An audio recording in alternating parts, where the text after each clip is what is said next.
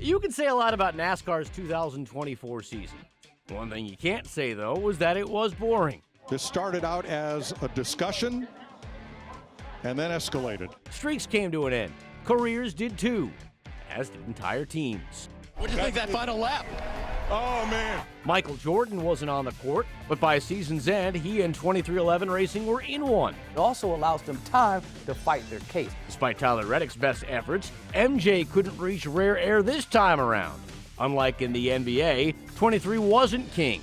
In NASCAR, it was 22 who reigned supreme. We're able to show up under the pressure, and it's got a great team that helps me do that. So how did it all happen? Well, you'll get no clues from what went down at Daytona. Unlike Joey Logano, who finished 32nd, The Rock brought plenty of fire. Start your engine!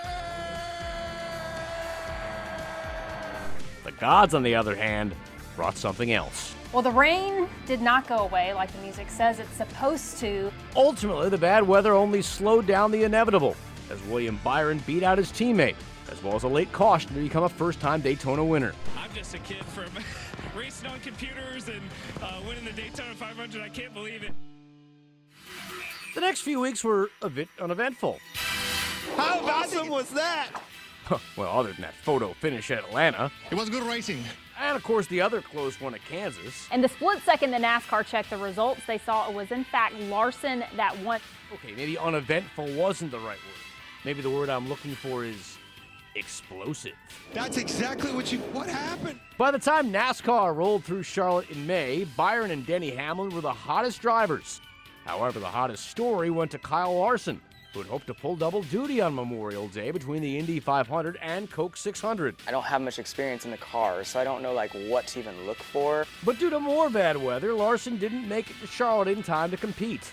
Instead, he arrived just barely before officials called the race, giving it to Christopher Bell. The roller coaster of emotions was something that I've never experienced. A few months, races, and crashes later, And up the racetrack, he catches the one. the playoffs were finally here. Austin Dillon felt he should have been there, but NASCAR, on the other hand, had other ideas, effectively disqualifying him from contention after his aggressive driving got him a win in Richmond. Our sport has been, our DNA has been for years to be aggressive, but we just got to make sure that we're doing that in the right way. Much to Dillon's dismay, it was time to battle for a championship.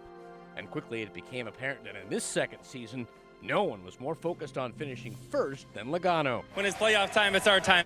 The two-time champ grabbed a win to open up the round of 16, then another to qualify for the Final Four. Let's go! With just one lone victory, critics argued against Logano's lack of regular season success. But by the time the dust settled in that last race in Phoenix, This is Blaney's final shot at it. He goes up high. There's traffic low. Joey Logano steps into history. He's a three-time Cup Series champion. Logano felt he had proved his doubters wrong. This is something that everyone knows the rules when the season starts, and we figured out how to do it the best. It's what our team's been able to do for the last 3 years. As many years as I got left is as many as I want to get.